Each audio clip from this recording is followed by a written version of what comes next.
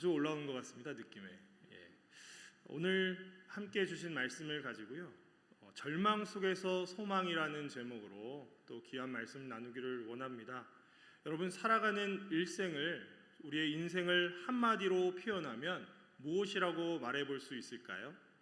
잠시 왔다 가는 게 인생입니다.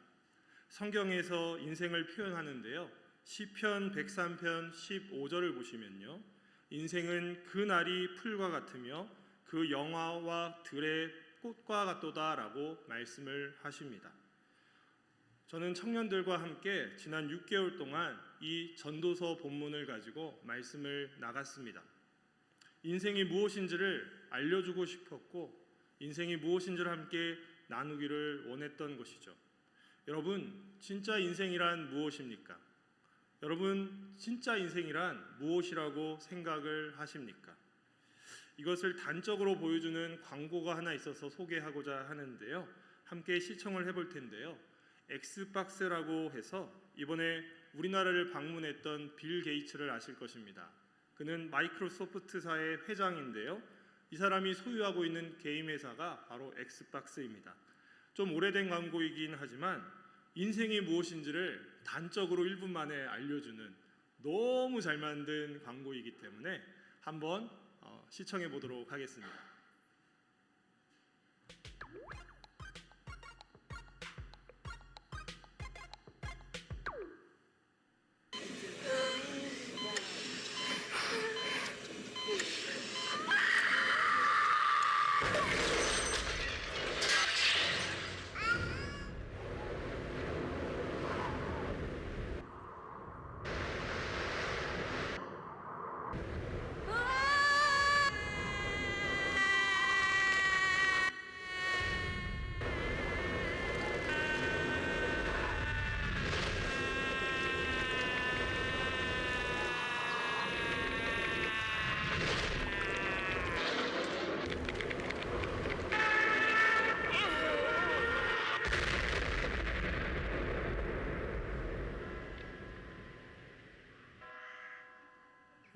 보셨죠? 인생이 이런 거라는 거 보이십니까?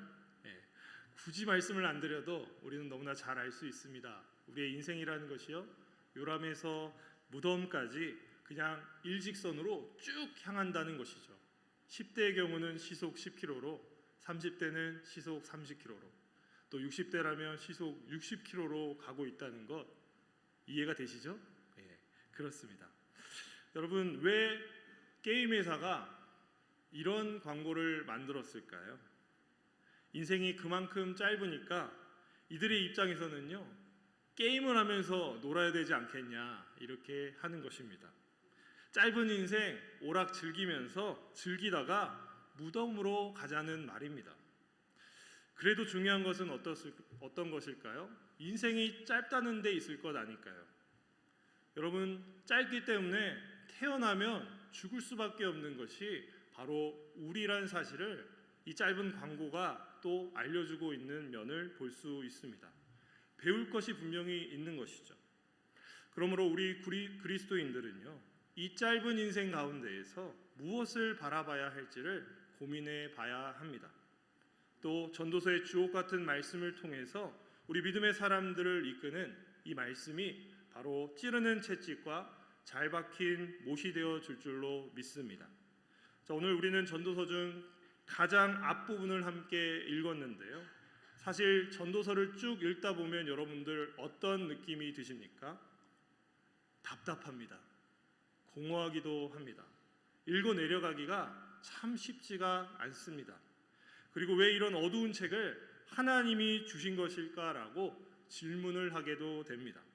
밝은 책들이 수도 없이 많은데도 불구하고 이런 어두운 면을 보이는 책을 우리에게 주셨단 말입니까? 라고 그렇게 하소연할 수도 있습니다. 하지만 성경 전체가 이야기하는 부분을 보시면 밝은 면도 있고 어두운 면도 있잖아요. 그런데 이 어두운 면이 있어야지만 밝은 면이 또 부각되는 것 아니겠습니까? 전도서의 특징을 또 보시면요, 저자가 누구인지가 참 명확해 보이지 않다는 것입니다. 1절을 보시게 되면 기록하기를 다윗의 아들 예루살렘 왕 전도자의 말씀이다라고 되어 있는데요. 다윗의 아들이자 예루살렘의 왕이라고 하니까 바로 우리가 추측 가능한 왕은 한 사람밖에 없습니다. 누구일까요? 솔로몬이죠. 그런데 뒤에 나오는 전도자란 누구란 말입니까? 이 전도자는 히브리어로 보시게 되면 코엘렛이십니다. 이들의 역할은 가르치는 자라고도 하는데요, 지혜자라고 생각하면 되겠습니다. 게다가 다윗의 아들 예루살렘 왕 또 전도자라는 것이 한 사람을 의미하는지 여러 사람을 의미하는지 좀 헷갈립니다. 그래서 영어 성경을 보시게 되면요, The words of preacher, the son of David, the king in Jerusalem이라고 되어 있습니다. 전도자 그 다음에 콤마 그 다음에 다윗의 아들 콤마 그 다음에 예루살렘 왕이라고 표현이 되어 있는 것이죠. 그러니까 이 셋은요 동격입니다. 동일한 한 사람을 이야기하고 있는 것이죠. 다윗의 아들 예루살렘 왕 전도자가 이 한 사람 솔로몬을 의미할 수 있다는 것입니다. 그런데 이렇게 자신을 소개하면서 하나님의 말씀을 전달하는 이 전도자가 2절에 엄청난 폭탄을 성경을 읽는 독자들에게 던지게 됩니다. 이 말씀은 아무런 걱정 없이 생각 없이 성경을 읽어가는 수많은 믿음의 사람들에게 충격 아닌 충격이 아닐 수 없는 것이죠. 평온한 마을에 마치 폭탄이 무더기로 와장창 떨어진 것 같은 느낌이 들 정도입니다. 여러분 2절의 말씀을 다 함께 한번 읽어보도록 하겠습니다. 시작. 전도자가 이르되 헛되고 헛되며 헛되고 헛되니 모든 것이 헛되도다. 아멘. 여러분 여기 헛되다는 표현이 몇 번 나오고 있습니까? 한 번도 아니고 두 번도 아니고 5번이나 제시되어 있습니다. 모든 것이 헛되다라고 또 말씀을 마치고 있는 것이죠. 아니 왜 전도자에게 도대체 무슨 일이 있었기에 이런 참담한 표현을 하고 있는 것일까요? 이런 질문을 하게 되는 것입니다. 전도자인 솔로몬은 이 세상 온갖 부귀영화를 누려본 자 아닙니까?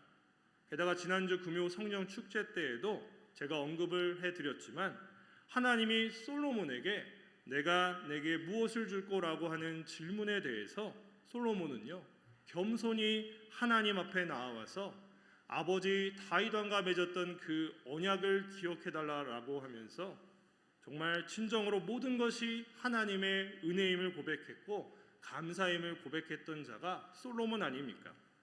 또한 하나님의 질문에 대해서도 겸손히 자신의 백성이 아닌 하나님의 백성이라고 고백을 하면서 이들을 다스리고 재판할 수 있는 지혜와 지식을 주세요라고 하나님께 요청을 했던 것입니다. 바로 이것이 무엇을 의미합니까? 하나님의 나라와 하나님의 의를 위한 기도를 드렸던 것이죠. 그러니까 그가 굳이 구하지 않았던 다른 하나님이 주시고자 하는 것까지도 더 얻을 수 있게 되었던 것입니다. 실제로 솔로몬 왕이 있었던 그 시절에 이스라엘이 안으로 밖으로 가장 강대국의 위치에 서게 되었던 것 아닙니까? 이런 은혜를 입은 전도자가 어찌 이렇게 돌변할 수 있는단 말입니까? 하나님께 무조건 무한 감사이고 영광이고 영원토록 주님만 찬양해도 부족함이 없을 자임에도 불구하고 왜 이렇게 헛되다라는 표현을 한 번이 아닌 5번이나 하고 있는 것일까요? 그래서 사람들은 솔로몬이 저자가 아닐 수 있다라고까지 의심하면서 성경을 연구하기도 합니다. 이제 우리는 이것을 탐구해 보기를 원하는데요. 전도자가 왜 이런 고백을 하고 있는지를 보면서 우리 인생이 진짜 헛된 것인지를 보자는 말입니다. 여기 헛되다라는 표현은요, 히브리어로 보면 헤벨인데요. 이 헤벨의 뜻은 공허하다, 무의미하다, 속이 텅 비다라는 뜻을 가지고 있습니다. 전도자도 40년 동안 통일 이스라엘의 왕으로서 생활을 했던 것인데요.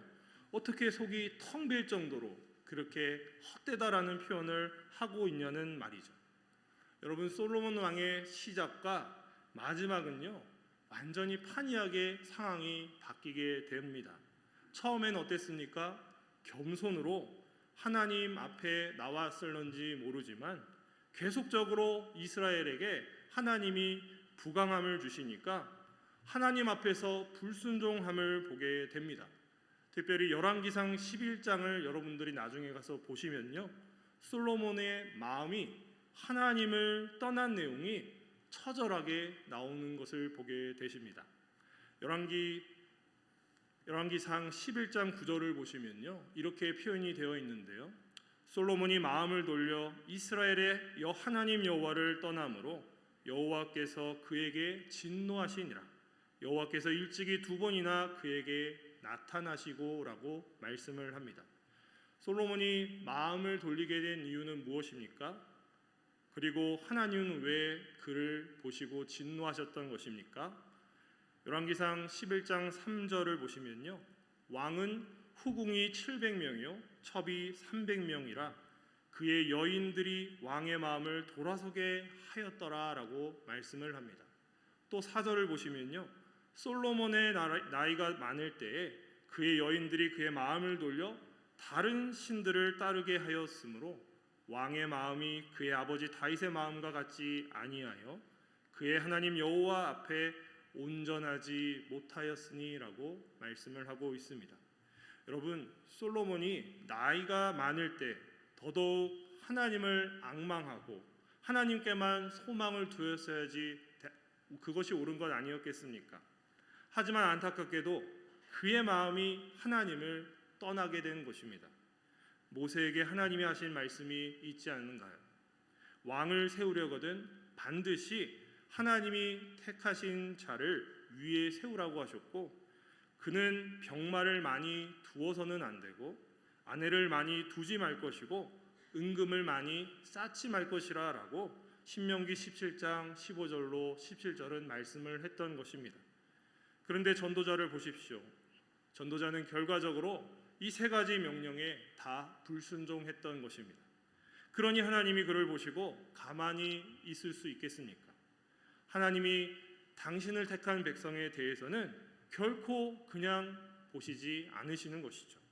그를 사랑하기 때문에 그가 돌이키기를 간절히 바라신 분이 하나님이십니다. 그래서 그를 다시금 회복시키기를 원하셨고 마음을 돌이키시려고 여러 대적자들을 세우는 것 아닙니까? 주변국을 일으켜 세우셔서 싸우게 하셨고 하나님이 살아계심을 깨닫게 하시려고 했던 것입니다. 심지어 자신의 자녀들을 통해서도 솔로몬이 돌이키기를 바라셨기 때문에 그렇게 형제의 난이 일어나지 않았던 것입니까? 솔로몬의 노년은요, 이것처럼 처음 가는 대조되고 소망도 없어 보이고 오히려 절망 가운데 있는 그런 모습이나 다름이 없는 것이죠. 그러니 전도자의 입에서는 어떻습니까? 헛되고 헛되며 헛되고 헛되니 모든 것이 헛되도다라는 고백을 할 것 같지 않습니까? 그렇다면 여러분, 솔로몬처럼 오늘을 살아가는 우리의 인생이 진짜 헛된 인생입니까? 그렇지 않습니다, 여러분.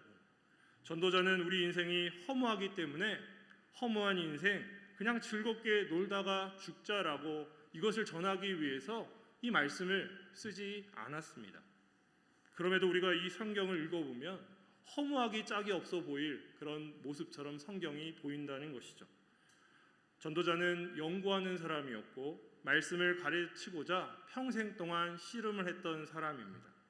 코엘레스로서 사람을 연구하는 것이 그에게는 너무나도 중요했는데요, 사람의 일생을 연구하여 나타낸 결정체가 바로 이 전도서입니다.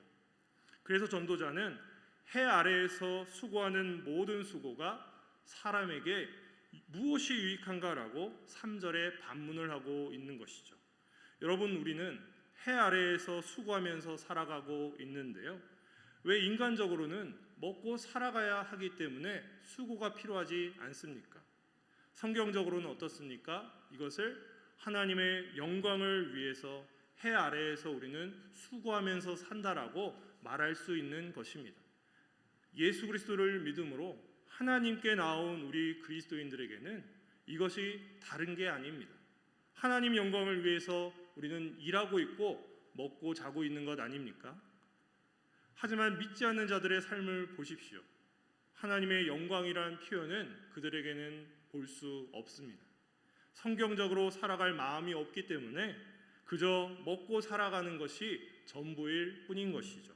이 얼마나 안타깝습니까, 여러분? 전도자는 지금 해 아래에서 우리 사람들이 경험해야 할 것은 믿음을 가진 자나 믿음이 없는 자나 피차 일반이라고 하고 있습니다. 하지만 해 위에 계시는 하늘의 하나님을 만난 사람의 경우는 이것이 달라야 한다는 것이죠. 우리의 시각이 예수 안에 있으면요, 달라지게 되어 있습니다. 오늘을 살아가는 삶이 절망 가운데 있을지 모르겠지만 그럼에도 그 사람은 오늘 하루를 감사할 줄 알고요, 기뻐할 줄 압니다. 지난 세월 동안 실수도 많이 하고 원대로 살아왔던 자신을 보면서 회개할 줄 아는 자가 해 위를 바라보는 우리 그리스도인 아닙니까? 오늘 하루가 결코 쉽지 않은 하루였겠지만 그럼에도 불구하고 해 위에 계시는 하나님을 볼 수 있는 눈과 귀를 하나님이 주셨기 때문에 우리 믿음의 사람들은 소망을 품는 줄 믿습니다.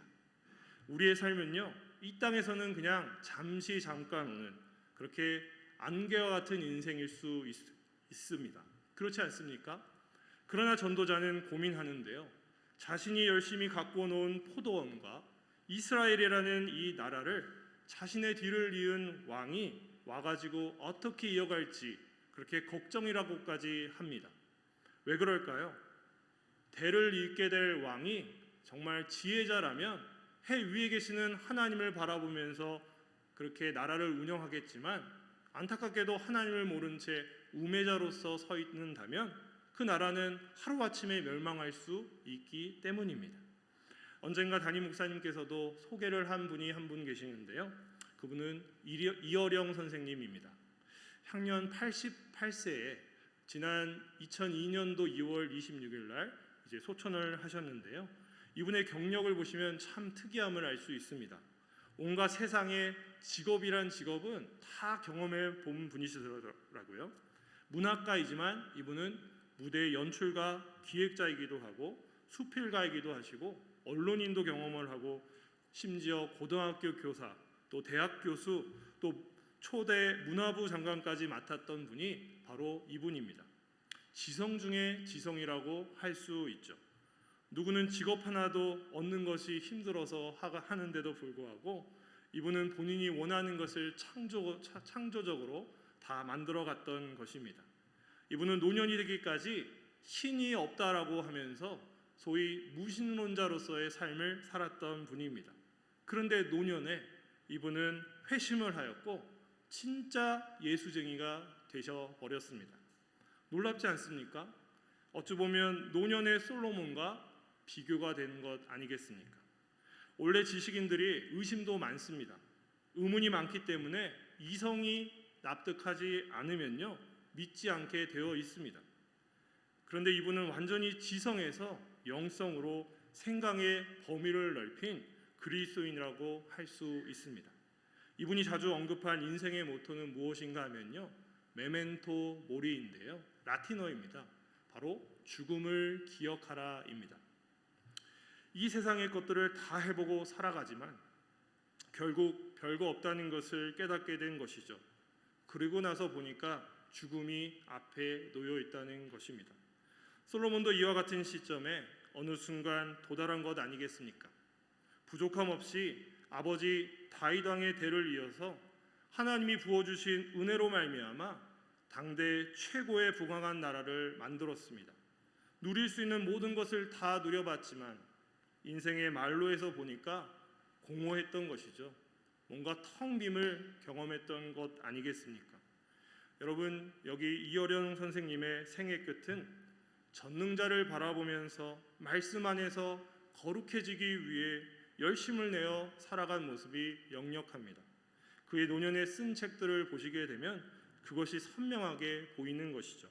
구원받은 신자로서 바로 이 생의 이후의 삶을 믿음으로 준비하는 확신이 보이는 것입니다. 심지어 암투병 중이었지만 암을 치료하려고 무리하게 수술이나 방사선 치료도 받지 않았습니다. 그냥 자연스럽게 죽음을 맞이하려 했던 분이 이어령 선생님이죠. 왜 그랬을까요? 영원한 것을 얻기 위해 육체적인 질병까지도 달게 받으려고 한 그의 모습이 있었던 것입니다. 전도자도 여기 이어령 선생도 인생의 어느 시점에서 결국 전능자를 보게 된 것입니다. 하나님만이 인생의 주관자이심을 깨닫게 된 것이죠. 청년들과 함께 저는 2박 3일 동안 이제 여름 수련회를 무사히 다녀왔습니다. 여러분들의 기도 덕택에 정말 감사히 잘 다녀왔습니다. 아이들, 우리 청년들 숫자를 세보니까 29명이 함께 사진을 찍었더라고요. 이 전도서의 말씀을 저희는 지난 6개월 동안 함께 읽고 나눴는데요. 청년들이 인생을 바라봄에 있어서 성경적인 시각을 가져보기를 소망했던 것입니다. 무엇인가 하면 이 세상 얼마나 치열한 경쟁 속에 살아갑니까? 그 속에서 우리가 아무리 노력을 한다고 해도 우리의 근원적인 문제는 해결이 되지 않더라는 것입니다. 첫날 저녁 집회 시간에 청년아 창조주를 기억하라는 제목으로 함께 전도서의 말씀을 나눴습니다. 정말 전도자는 나이가 이제 너무 많아서 하나님이 오늘 데려가셔도 데려갈 법한 그 상황에서 그가 전하고자 했던 대상은요, 청년이었습니다. 여러분, 청년하면 어떻습니까? 너무 좋지 않습니까? 청년은 청춘이나 다름이 없는데요. 이 우리의 인생 곡선을 계절로 나누면 봄, 여름, 가을, 겨울이라고 할 수 있는데 바로 이 청년, 청춘의 계절은 바로 봄의 계절이나 다름이 없는 것이죠. 전도자는 청년들에게 내 어린 때를 즐거워하며 내 청년의 날들을 마음에 기뻐하여 마음에 원하는 길과 내 눈이 보는 대로 행하라라고 요청을 합니다. 그러면서 중요한 것 한 가지, 하나님께서 이 모든 것을 모든 일로 말미암아 심판하실 줄 알라라고 이렇게 첨언을 하는 것이죠. 이런 말씀을 하시는데 오늘 하루를 함부로 살아갈 수 있겠습니까? 안 되죠. 둘째 날 저녁 집회 때 전도서 12장 마지막 부분을 함께 나누면서 청년들에게 이제 수련회 참석 소감과 또 느낀 점들을 한번 나눠보라고 했는데요. 우리 첫 지체부터 시작을 하는데 촛불을 이렇게 들고 내려놓고 했는데요. 다 우는 거예요. 어쨌거나 그냥 울고 시작을 하더라고요. 왜 그랬을까요? 청년의 때가 그렇게 녹록하지 않다는 것을 보여주는 증거 아니겠습니까?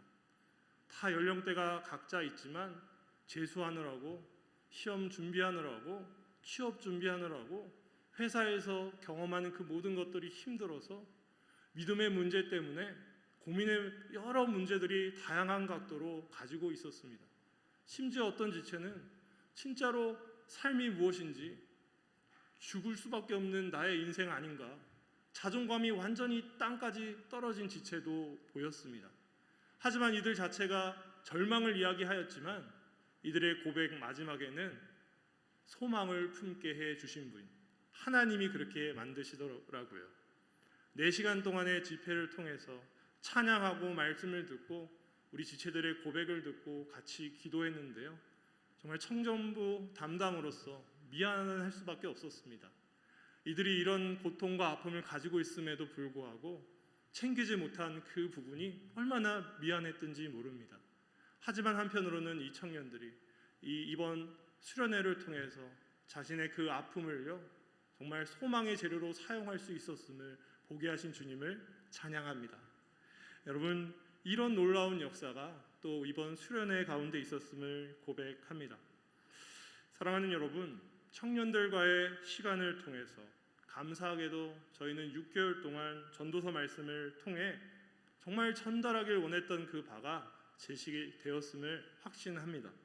생각 없이 남들 살듯이 그냥 살아가다 보면요, 어느새 그냥 나이만 먹게 되고 어느새 내가 뭐하고 살고 있는가 그런 고민에 빠질 수밖에 없지만 이 전도서의 말씀을 보게 되면 다시 한번 깨어나게 되어 있습니다. 청춘을 향해서 이렇게 말씀하고 있는데 제 보니까 여기 앉아 계신 우리 성도님들 모두가 다 청춘으로 보입니다. 왜 그런지 아세요? 하나님은 영원부터 영원까지 계시는데 그 영원에 비교하면 우리는 이 땅에 있는 100세까지 사는 우리 여기 앉아 계시는 성도님들은 다 청춘에 지나지 않습니까? 여러분, 그렇습니다. 여러 선조들과 인생의 선배들이 이 전도서의 말씀을 통해서 다시 한번 깨어나고 천국을 소망하며 미래를 바라볼 수 있었던 것처럼 이 영혼을 사모하는 마음을 하나님이 이 말씀을 통해서 주신 줄로 믿습니다. 그런데 무엇보다 이 모든 것들이 가능하려면요, 우리의 죄의 문제가 해결이 되어야 되는 것 아닐까요? 이 죄 때문에 영혼을 바라보지 못하게 되었던 것입니다. 죄가 영혼을 바라보는 눈을 가리웠던 것입니다. 죄가 영혼이 아닌 눈에 보이는 그 어떤 것을 향하게 우리를 유혹했던 것 아닙니까? 우리의 죄의 문제를 해결해 준 분이 있었으니 바로 하나님이 인간이 되어 주셨던 것입니다. 보이지 아니하는 그 하나님의 형상이 되어 주신 예수님께서 저와 여러분들의 죄를 짊어지시기 위해 이 땅에 인간으로 오시지 않았습니까? 이 땅의 모든 문제를 십자가에 못 박아서 더 이상 죄도 문제도 없는 영원한 하나님의 나라를 바라보게 하신 줄 믿습니다. 그렇다면요, 우리 그리스도의 십자가와 부활을 통해서 절망을 넘어서 소망을 바라보기를 축복합니다. 여러분들이 바라는 인생의 끝은 무엇인가요? 행복은 어디에 있습니까? 여러분, 솔로몬을 보십시오. 이어령 선생님을 보십시오. 어떤 인생을 살기를 원하십니까? 우리 자신이 바라는 인생이 아니라 하나님이 기뻐하시고 하나님이 소망하는 인생의 길을 볼 수 있는 여러분 되기를 축복합니다. 전도서의 절망 중에 소망이 없어 보이는 그 이야기 속에서 소망 되시는 예수님을 찾아보시기를 축복합니다. 그럴 때에요, 우리의 삶 아무것도 없고 별거 아닌 것처럼 보이지만 소망이 보이게 됩니다. 그 소망을 품고 나아갈 수 있는 우리 사랑하는 북서울꿈에게 모든 성도님들 되시기를 구주 예수님의 이름으로 축원합니다. 아멘.